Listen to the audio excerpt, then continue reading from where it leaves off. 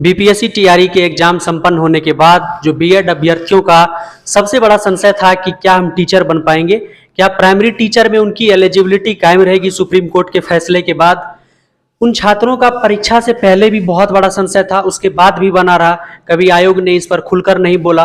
हालांकि कल एक सुप्रीम कोर्ट का जो फैसला था कि नहीं हम पिछले वाले फैसले पर कायम रहेंगे, उसके बाद आज आयोग के चेयरमैन श्री अतुल प्रसाद सर का भी इंटरव्यू आया जिसमें उन्होंने कहा कि हम भी सुप्रीम कोर्ट के फैसले से ऊपर नहीं, हम सुप्रीम कोर्ट के फैसले का पालन करेंगे। तो ओवरऑल क्या निकल कर आता है कि अब बीएड वाले मान्य रहेंगे, पीआरटी में प्राइमरी टीचर बन पाएंगे वो या फिर नहीं बन पाएंगे, या फिर लगभग उसे बाहर कर दिया गया है। और अगर उसे बाहर कर दिया जाता है प्राइमरी से बीएड वालों को, तो कट ऑफ में कितना बड़ा उथल पुथल मचने वाला है, कट ऑफ कैसा रहने वाला है, वही जानेंगे अभी हम मिशन 50 आईएएस के रजनीश सर से। तो चलिए सर से बातें करते हैं और इन तमाम चीज़ों को जानते हैं। सर ऑन ड्यूटी में आपका स्वागत है। Thank you very much. Sir आज जिस प्रकार से अतुल सर का इंटरव्यू आया उसमें सर ने बताया है कि किस प्रकार अब वो भी जिस तरह से पहले बात को स्पष्ट नहीं कर रहे थे, लेकिन आज उन्होंने ऐसा कहा कि हम सुप्रीम कोर्ट के फैसले का सम्मान करेंगे और सुप्रीम कोर्ट के फैसले का ही पालन करेंगे। सर क्या वाकया, क्या दृष्टांत निकल कर आ रहा है सर? एक्चुअली उन्होंने शुरुआत में भी कहा था कि एनसीटीई का जो गाइडलाइन है हम उसको ही मानेंगे, और कल सुप्रीम कोर्ट का भी डिसीजन फाइनल आ गया कि हम पुराने डिसीजन पर ही कायम हैं। और आज अतुल प्रसाद सर ने कहा कि मेरी बात नहीं है, कई स्टेट में भी ये हाई कोर्ट माननीय उच्च न्यायालय के अंदर भी ये मामला गया तो वो भी सुप्रीम कोर्ट के आदेश पर ही कायम है। फाइनल रिजल्ट जिसका नहीं आया उन्होंने वहीं पर उसको रोक लगाने का आदेश दे दिया है। तो सुप्रीम कोर्ट का जो आदेश होगा उसी के अनुसार हम चलेंगे। तो ये बात पहले से भी लगभग क्लियर ही था कि बीएड वाले, जिस दिन सुप्रीम कोर्ट का डिसीजन आया था, ये पहले से भी क्लियर था कि बीएड वाले लगभग बाहर कर ही दिए जाएंगे। हालांकि ये बात बोलते मुझे उतना मतलब हल्का दुख भी है कि बहुत ज़्यादा कई लोग गांव से आकर के गरीबी में पटना में तैयारी किए, मेहनत करके परीक्षा देने गए, कोई स्टेशन पे सोया। लेकिन खैर जो हमारा कानून है, जो हमारा संविधान है, उससे ऊपर तो कोई नहीं है। माननीय सुप्रीम कोर्ट के जो आदेश है उसे तो सबको ही मानना होगा, सरकार हो चाहे आयोग हो। तो लगभग ये मान के चलिए कि अब 99% तो हम मान ही लेंगे कि बीएड वाले को पीआरटी में नहीं ही रखा जाएगा। अच्छा सर, अब ऐसा लग रहा है कि सिर्फ ऑफिशियल नोटिस आने की देरी है। बस एक नोटिस आ जाएगा और बीपीएससी अपना एक नोटिस जारी कर देगा तो एक पूरा क्लियर हो जाएगा। इसलिए 99% हमने रखा है। इनडायरेक्टली तो कह ही दिया है कि अतुल प्रसाद सर ने कि हम सुप्रीम कोर्ट के फैसले का सम्मान करेंगे, तो मतलब अब समझा जाए कि बिल्कुल सर, बिल्कुल, क्योंकि सुप्रीम कोर्ट हमारे यहाँ जो न्यायपालिका है वो सर्वोच्च है और उसके फैसले के बाद हम मतलब जो भी हमारी बॉडी है, चाहे वो कार्यपालिका हो या विधायिका हो, उनके आदेश को मानना पड़ता है। तो माननीय न्यायालय के आदेश को तो खैर सरकार भी मानेगी, आयोग भी मानेगी। आयोग ने स्पष्ट भी किया है, बस उसके उनके जो आदेश है सुप्रीम कोर्ट का जो फाइनल अभी आया है कल का, वो आदेश का जो कॉपी आ जाएगा, जैसे ही आयोग के पास आएगा आयोग अपना नोटिस जारी कर देगी, ये बात क्लियर हो जाएगा। लेकिन मान के चले बीएड अभ्यर्थी क्या वो इस परीक्षा से पीआरटी से वो कम से कम बाहर है। अच्छा सर, बीएड वालों के लिए तो सर दुख की खबर है, लेकिन सर डीएलएड वालों की चांदी होने वाली है। जी बिल्कुल सर, क्योंकि डीएलएड अगर ये बीएड वाले को हटा दिया जाए, मैं ये नहीं कहता कि डीएलएड में पढ़ने वाले बच्चे नहीं थे, मेरिट कम जाएगा, ऐसा नहीं कह सकते।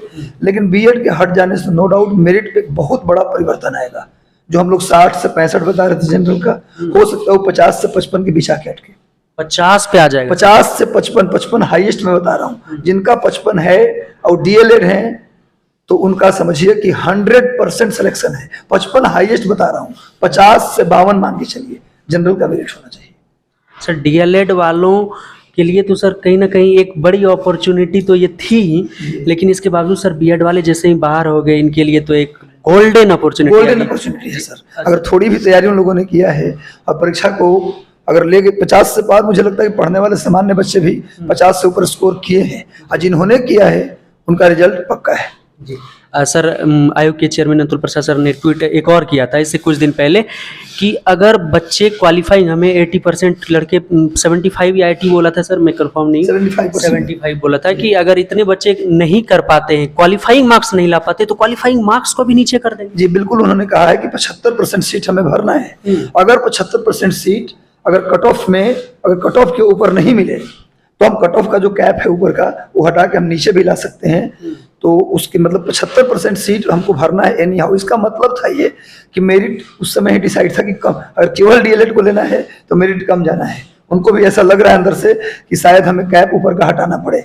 तो अगर ऐसा हो गया तो मुझे भी ये संभावना है कि उनको कैप हटाना पड़ेगा, तभी 75% सीट भरेगा, वरना 75% सीट के बराबर भी कट ऑफ लोग पार नहीं कर पाए, ऐसा लग रहा है मुझे। अगर सर हो भी गया तो लड़कियों के लिए तो बड़ी प्रॉब्लम मानी है, उसके लिए तो सर हमें ऐसा लग रहा है। सर आपको क्या लगता है कि कट ऑफ को नीचे करना पड़ेगा? लड़कियों के लिए तो कट ऑफ बिल्कुल, अगर 50% सीट तो रिजर्व है, पीआरटी में 50% गर्ल्स के लिए रिजर्वेशन है।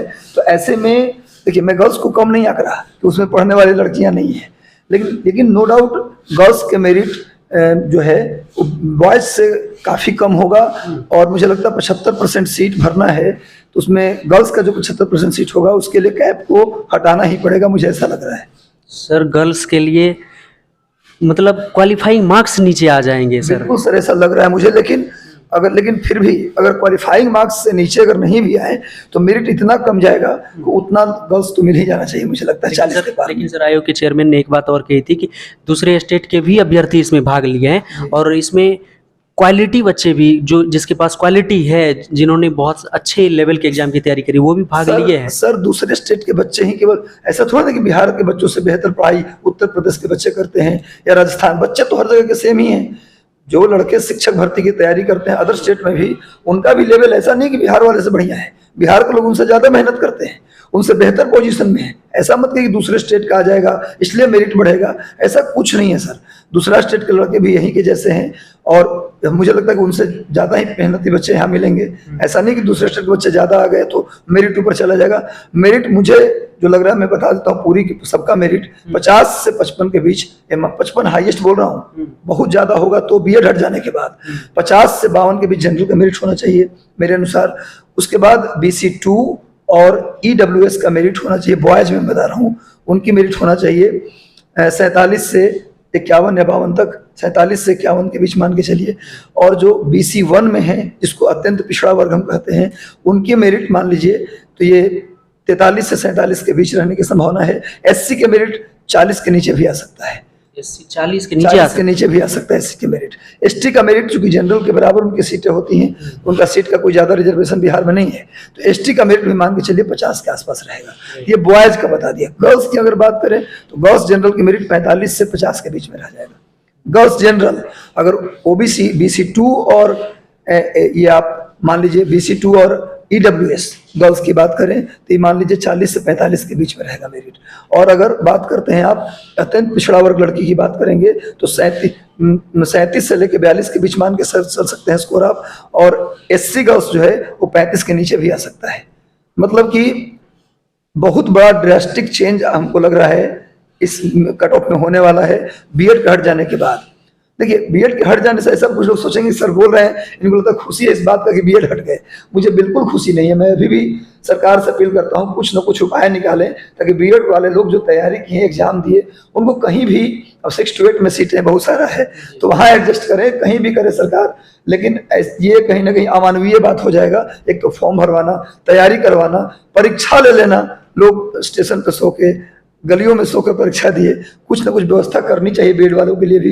देखिए मेरे स्टूडेंट तो सभी हैं, तो मेरा तो दिल से शुभकामना, आशीर्वाद सबके लिए है। ये बात दुख की है कि बीएड वाले बाहर हो जाएंगे वहाँ से, लेकिन अगर बीएड वाले बाहर हुए तो जो मैंने कट ऑफ बताया उससे भी नीचे कट ऑफ जा सकता है। ये मैंने हाईएस्ट कट ऑफ आपको बताया है। बहुत धन्यवाद सर। जी, थैंक यू सो मच।